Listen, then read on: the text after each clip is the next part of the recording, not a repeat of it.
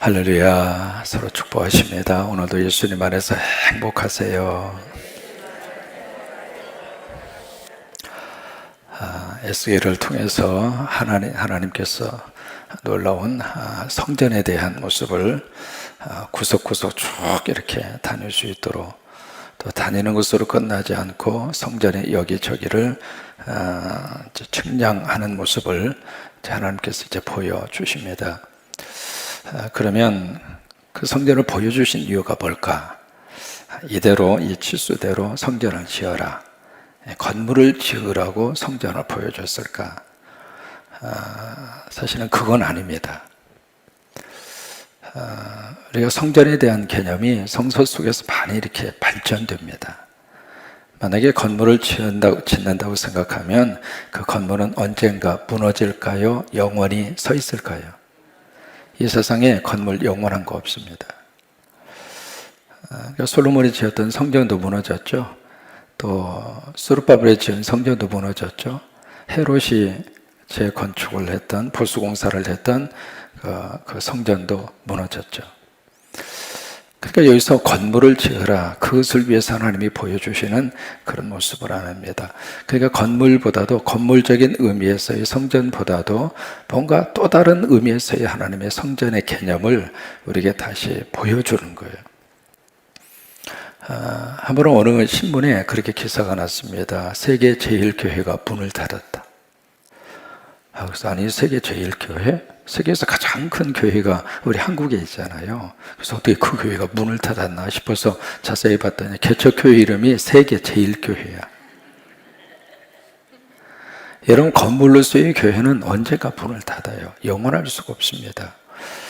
그래서 이제 성전의 의미를 새롭게 하나님 우리에게 가르쳐 주시는 거예요. 그러면 하나님이 우리에게 가르쳐 주시고 싶은 성전의 새로운 의미가 오늘 성경에 그대로 표현이 되어 있습니다.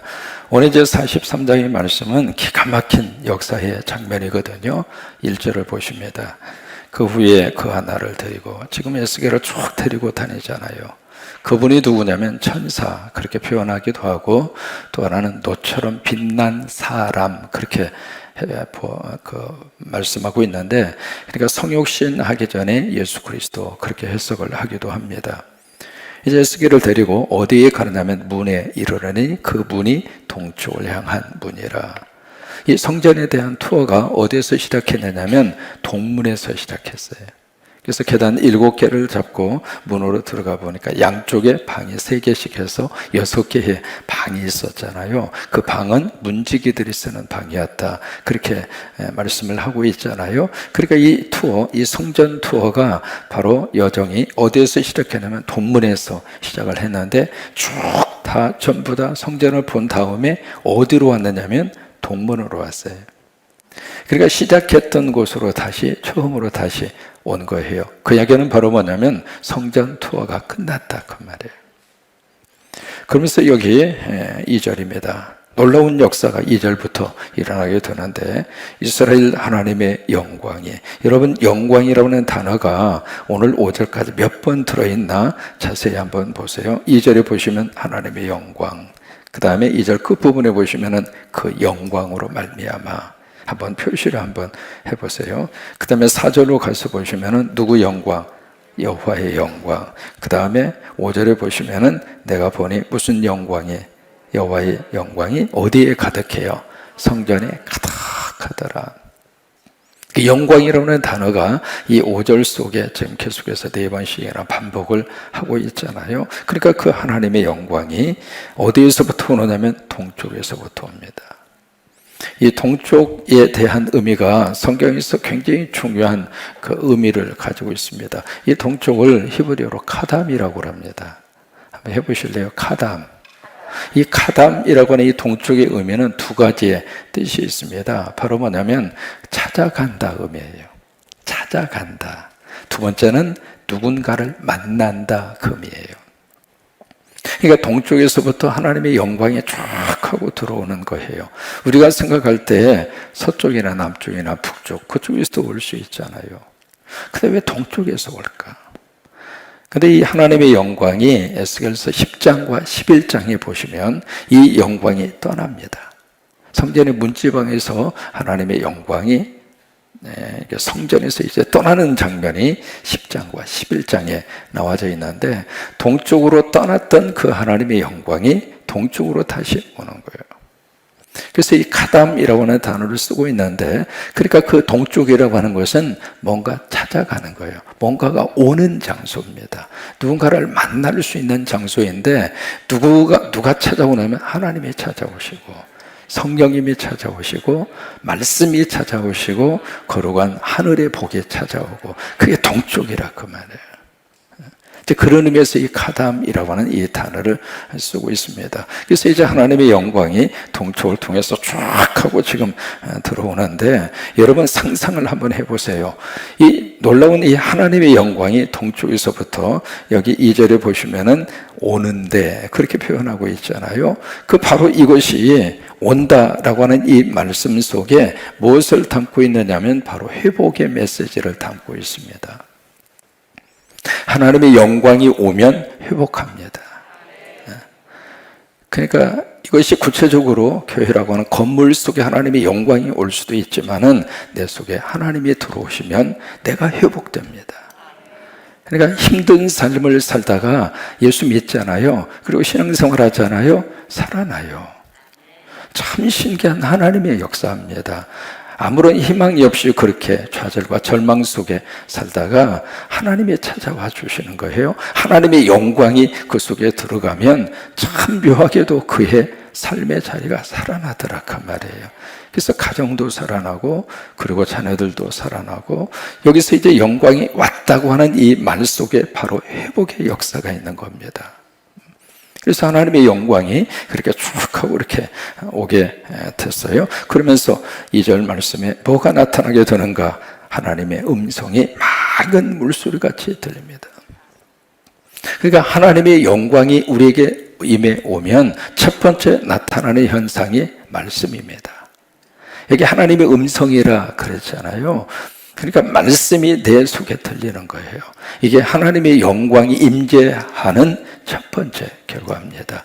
그러니까 하나님의 말씀이 내 속에 아멘으로 들리고 믿음으로 들리죠. 영광이 내게 임해 온 거예요.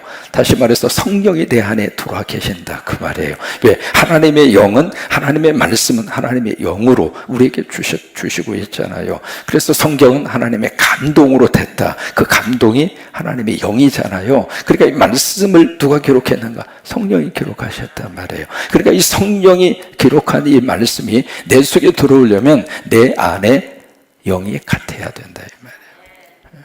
그랬을 때 말씀이 내 속에 부딪히는 거예요. 그런 것처럼 하나님의 영광이 내 속에 임재하면 가장 먼저 나타나는 현상이 말씀이 그렇게 좋은 거예요. 그래서 꿀송이처럼 달다 그 이야기 하잖아요. 설교를 들으면서도 그 말씀이 너무 내 속에 큰 힘이 되고, 말씀이 내 안에 믿어지고, 말씀을 다 우리가 붙잡고 오늘도 하나님의 복 받고 살 수 있다, 그 믿음이 생기게 되고, 그래서 하나님의 영광이 임재했을 때 나타나는 첫 번째 현상이 하나님의 음성이에요. 그다음에 두 번째는 어떤 현상이 나타나게 되는가? 2절에 보시면은 땅이 나옵니다. 땅인 그 영광으로 말미암아 뭐가 나요? 빛이 납니다. 그러니까 이 땅이 나오는데, 이 땅이 뭐가 나는? 빛이 난다 그 말이에요. 이 빛이라고 하는 말을 히브리어로 오르라고 하는, 오르, 이 단어가 굉장히 중요한 의미를 가지고 쓰는 단어가 오르라고 하는 단어입니다. 한번 해보세요. 오르. 이게 이제 빛이라고 하는 뜻이에요. 빛이라는.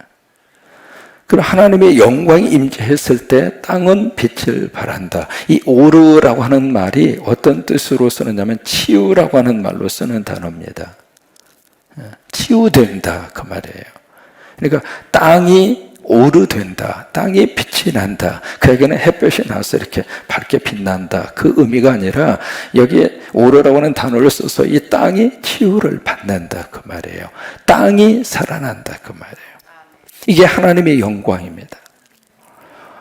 저희 지금 크레어먼트 대학교에 가서 첫 번째 강의를 듣는 시간입니다. 근데 지금 그 강의를 지금도 잊지를 못합니다. 나이 많이 드신 교수님이에요. 그 스님이 오셔가지고 손에다가 뭐 이렇게 자꾸 가지고 오셨어요. 뭔가 싶었더니 손에 흙을 가지고 온 거예요. 양손에 흙을 가지고 오셔가지고 강의를 하시면서 막 그 강의하는 도중에 막 울어요. 그래서 아니 저 양반이 왜 저렇게 강의 시간에 우나 싶어서 이렇게 분위기를 보니까 뭐냐면 그 강의의 요점이 그겁니다. 이 땅이 죽어가고 있다. 이 땅이 생명력을 잃어가고 있다. 이 땅이 죽으면 우리의 인생도 끝난다. 이 땅이 죽으면 지구의 종말이다. 그런데 이 땅이 지금 죽어가고 있다. 우리가 살 수 있는 길은 이 땅을 살려야 된다. 그렇지 않으면 우리의 미래가 없다. 그러면서 그 노 교수가요, 미국 교수인데 눈물을 펑펑 쏟아요. 굉장히 충격이었습니다. 지금 이 땅이 과연 지금 생명력을 가지고 있는가? 어떻게 비가 500mm씩 한꺼번에 쏟아집니까? 이거 하늘에 빵꾸 났다고 하는 표현 정도 가지고 표현할 수 없을 정도로. 근데 이게 시작이라 이 말이에요. 작년하고 금년하고 날씨 변화가 이렇게 급격하게 다를 수 있습니까? 그럼 내년에는, 내후년에는 이게 지금 땅이 죽어가는 땅의 탄식 소리가 여기저기에서 막 엄청나게 막 살고 싶다는 거예요. 우리 좀 살려달라 그 말이에요. 개발이라고 하는 이름으로 엄청나게. 여러분 아스팔트 길이 좋을까요? 흙길이 좋을까요? 근데 우리는 아스팔트 길을 선호하죠. 땅을 죽이고 있다는 거예요. 살려내지 않으면 우리의 미래가 없다 그 말이에요. 그런데 그 땅을 누가 지금 오후로 살려내시는가? 하나님의 영광입니다. 그거 외에는 사람이 이 욕심이라고 하는 게 한두 것도 없습니다. 욕망이라고 하는 것은 절제가 안 됩니다. 그러니까 욕심과 욕망의 덩어리로 지금까지 인간이 그 개발이라고 하는 이름으로 그렇게 우리가 파헤치면서 살아왔다면 과연 계속해서 그런 식으로 가면 땅의 미래는 없다는 거예요. 그걸 멈출 수 있는 분은 하나님밖에 안 계세요. 자꾸 어린 시절에 자연과 함께 살았던 모습으로 자꾸 돌아가셔야 돼요. 조금이라도 좀 걸어야 되고, 차 시동을 한 번이라도 덜 걸어야 되고, 엘리베이터라도 한 번이라도 덜 타셔야 되고, 그게 우리 생활 속에 편리함으로 지금 많이 들어와 있잖아요. 나 한 사람쯤이야. 그게 우리의 집단이 됐고, 그것이 전체적으로 모아지다가 보니까 지구 덩어리가 지금 완전히 중환자 정도가 아니라 이거 완전히 이 응급 환자 중에 시급한 응급 환자가 되어버렸습니다. 하나님의 영광입니다. 하나님의 영광이 이 땅에 오셔서 땅을 치유해 주셔야 돼요. 땅을 고쳐 주셔야 돼요. 그래야 다시 땅이 살아날 수 있다고 하는 거예요. 또 이 땅이라고 하는 말은 바로 어떤 의미를 가지고 있냐면 히브리어로 아다마라고 하는 말을 쓰고 있거든요. 그 티끌을 의미하는 이 땅, 그것이 바로 뭐냐면 인간을 의미합니다. 땅은 자연을 의미하기도 하지만 또 하나 인간을 말하고 있거든요.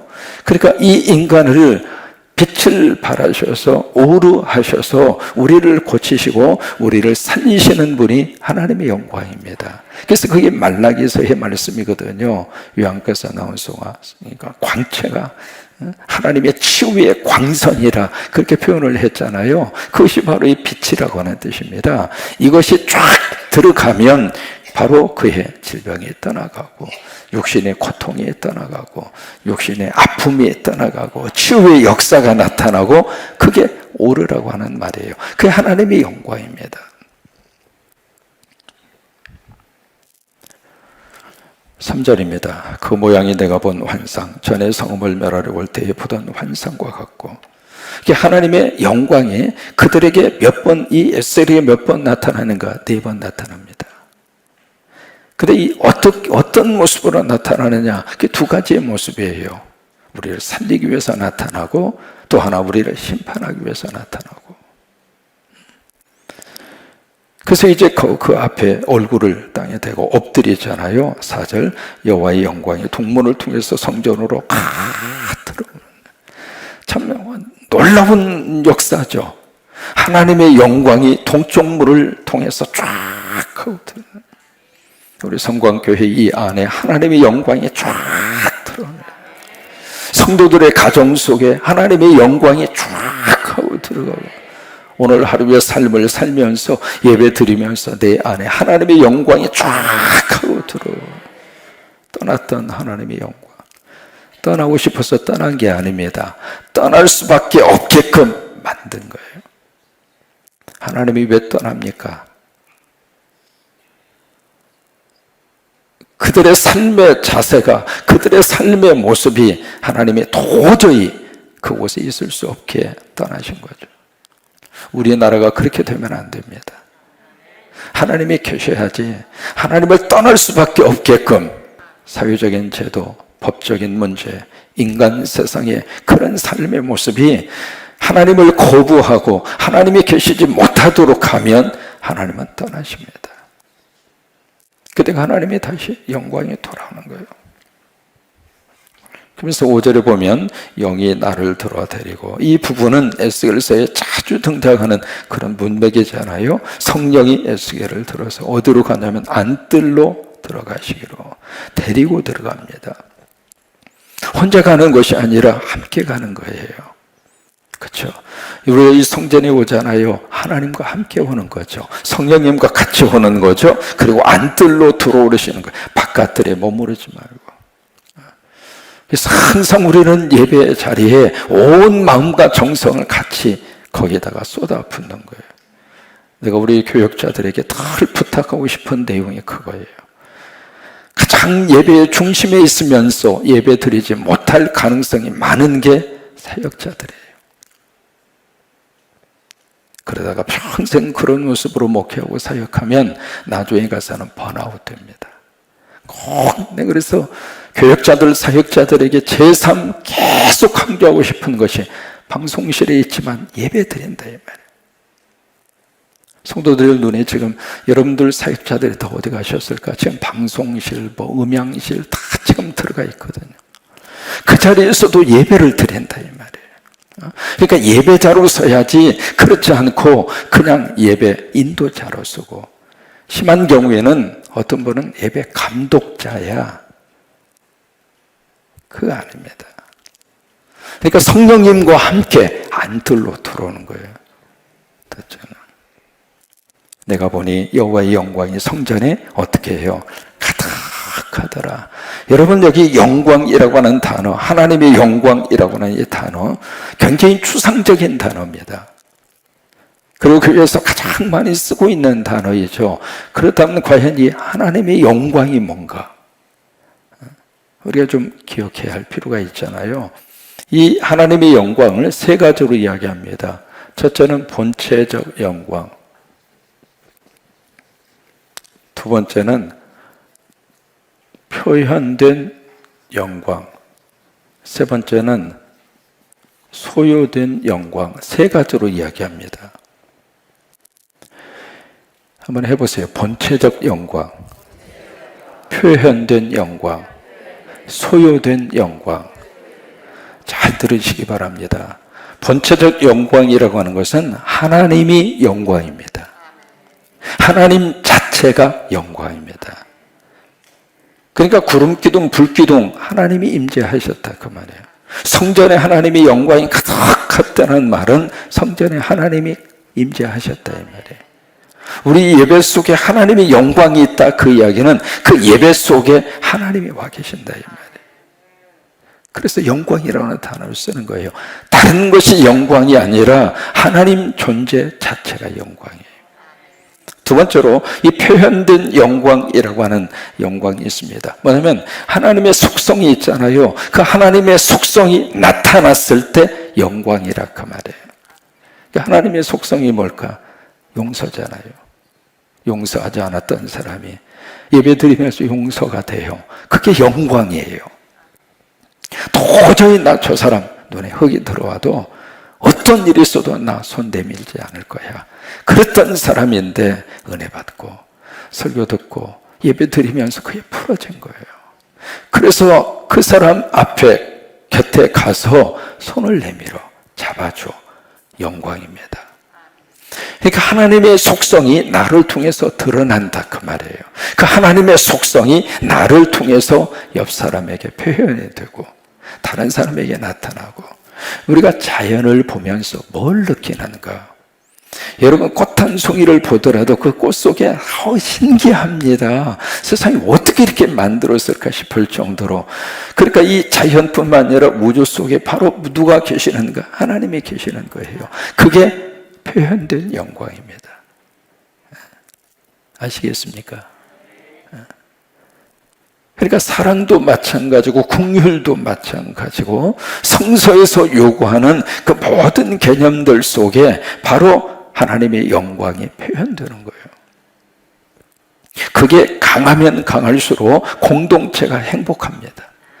하나님의 영광이 우리 속에 가득 이렇게 쌓여져서 그 마음을 가지고 부부 생활을 하고 가정 생활하면 가정이 행복합니다. 왜? 가정 속에 표현된 영광이 나타납니다.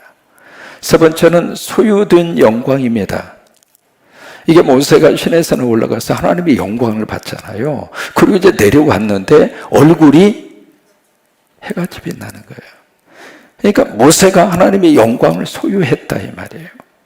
소유하니까 그 영광이 모세의 얼굴을 통해서 나타나더라 그 말이에요. 그러니까 하나님의 영광을 소유하는 거예요.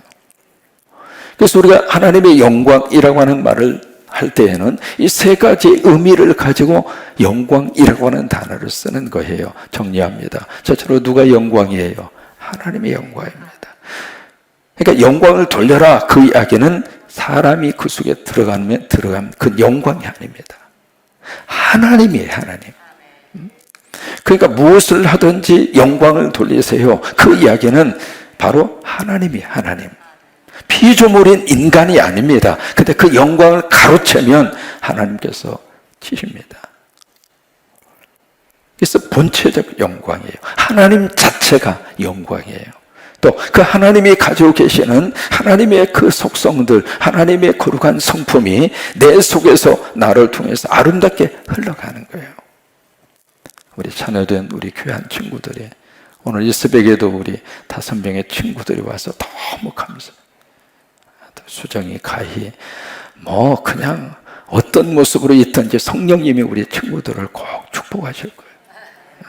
우리 최호도, 최은희도, 최민희도. 재은씨, 땡큐. 그러니까 뭐냐면 그 속에 하나님의 영광이 있다 그 말이에요. 그래서 저들을 통해서 하나님이 드러나신다는 거예요. 그래서 이게 높여달라 그 이야기를 쓰잖아요. 하나님 우리 자녀들을 높여주셔서 거기에서 하나님 영광 돌리게 해주세요. 그런 기도 하잖아요. 뭐냐면 그 자리에서 저들이 영광을 소유하고 그 영광이 표현되게 하라 이 말이에요. 그래서 그 기도를 하는 거예요. 그래서 소유된 영광까지 이 영광이 드러나게 됩니다. 여러분 너무 유명하고 너무 잘 아시는 그런 그 찬양이 있잖아요. 핸델의 오라토리오 메시아. 우리가 늘 들을 때마다 감동이잖아요. 1741년 8월 달에 오래됐죠. 그러니까 1781년이니까 핸델의 메시아라고 하는 오라토리오를 24일 만에 만들어냅니다. 그 대작을. 그러니까 이 핸델은 그 작품을 만들 때 말 그대로 하나님의 임재 속에서 만든 거예요. 하나님의 영광 속에서 그 곡을 만들어 낸 거죠.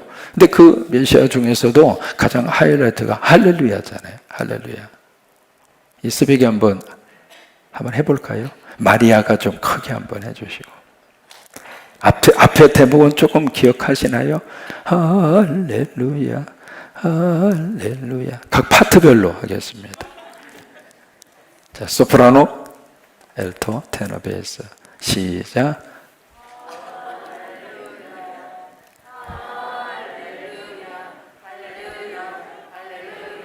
잠깐, 여기는 소리 나오고 뒤에는 안 나오고 그러면 안 돼. 다시 한번, 좀 틀려도 괜찮으니까 크게 시작!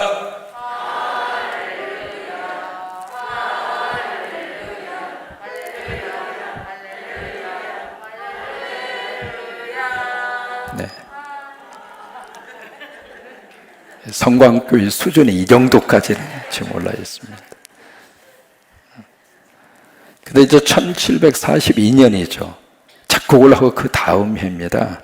런던에서 처음으로 할렐루야를 무대에 올리는 순간, 우리가 잘 알고 있잖아요. 영국의 왕 조지 2세가 할렐루야라고 하는 코러스 부분이 나오는 순간에 자기도 모르게 벌떡 일어나잖아요.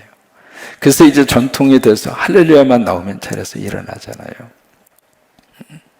뭐냐면 이 메시아는 철저하게 하나님의 영광입니다. 하나님의 영광을 위해서 이 곡을 만든 거예요. 그리고 우리 삶 속에서 우리가 하루를 사는 동안 우리 속에 이 다른 것이 아니라 이 하나님의 영광, 이 영광이 오늘 하루의 삶을 통해서 멋진 모습으로 잘 드러내도록, 그러니까 그 단어를 마음속에 한번 깊이 생각하시고 오늘 만나는 사람에게, 내가 일하는 그 직장에서, 아니면 사업의 현장에서, 아니면 부엌에서 뭘 하시더라도 오늘 하루 마음속에 깊이 한번 이 영광이라고 하는 단어, 이게 그냥 듣고서 말하고 끝날 문제가 아니라 이 단어 속에 너무 신비로운 하나님의 축복이 담겨 있는 것이 영광이거든. 근데 이 영광이라고 하는 단어를 깊이 마음속에 한번 묵상을 하시면서 오늘 하루를 그렇게 하나님의 축복 가운데 한번 사시게 되기를 주의 이름으로 축원합니다. 성광교회를 통해서 하나님이 그렇게 영광 받으시기를 바라고, 우리의 자녀들을 통해서 하나님이 그렇게 영광 받으시기를 바라고, 이런 모차르트라고 하는 음악가 핸델과 더불어서 모차르트 천재 중에 천재입니다. 이 모차르트라고 하는 이분은요, 어느 정도 천재였느냐면 3살 때 이미 피아노를 치기 시작했다. 어떻게 3살짜리가 피아노를 쳐요? 근데 쳤대야. 3살부터 피아노를 쳤대야. 5살 때 이 모차르트가 미누에트를 작곡했다고 그래요. 이건 뭐 누가 가르쳐서 작곡합니까? 이건 천재 중에 천재지. 그때부터 이제 미누에트 5살 때부터 작곡을 했고, 9살 때 심포니를 작곡했다고 그러니까, 와, 이건 뭐 모차르트는 뭐 땅에서 나온 사람이 아니라 하늘에서 떨어진 사람처럼 그렇게 보여졌는데, 근데 이분이 34살에 젊은 나이에 죽습니다. 여러분, 너무 똑똑하려고 하지 마세요. 빨리 갑니다. 34살 때 모차르트가 세상을 떠나는데, 근데 이제 젊은 나이에 갔지만은 626곡을 남기고 갑니다. 엄청나게 많은 곡을 모차르트가 쓴 거죠. 근데 그 모든 작곡이 끝날 때마다 악보의 가장 마지막에 뭘 그렇게 썼느냐면 SDG라고 하는 단어를 씁니다. SDG, 라틴말 약자입니다. 뭐냐면 솔라 데오 글로리아, 오직 하나님께만 영광을. 약자로 SDG라고 하는 뜻이거든요. 모든 악보의 끝에다가는 모차르트가 SDG, 솔라 데오 글로리아, 오직 하나님께만 영광, 오직 하나님께만 영광. 그러니까 모차르트에게 그 엄청난 것을 하나님이 부어주신 거죠. 만약에 모차르트가 내 욕심과 내 멍에와 어떤 돈을 벌기 위해서 이 작곡을 하고 그랬더라면 그 엄청난 감동의 그런 작품들이 쏟아져 나올 수가 있었을까? 아니에요. SDG, 솔라 데오 글로리아, 오직 하나님께만 영광. 그 은혜가 오늘도 우리 가운데 충만하시기를 주의 이름으로 축원합니다.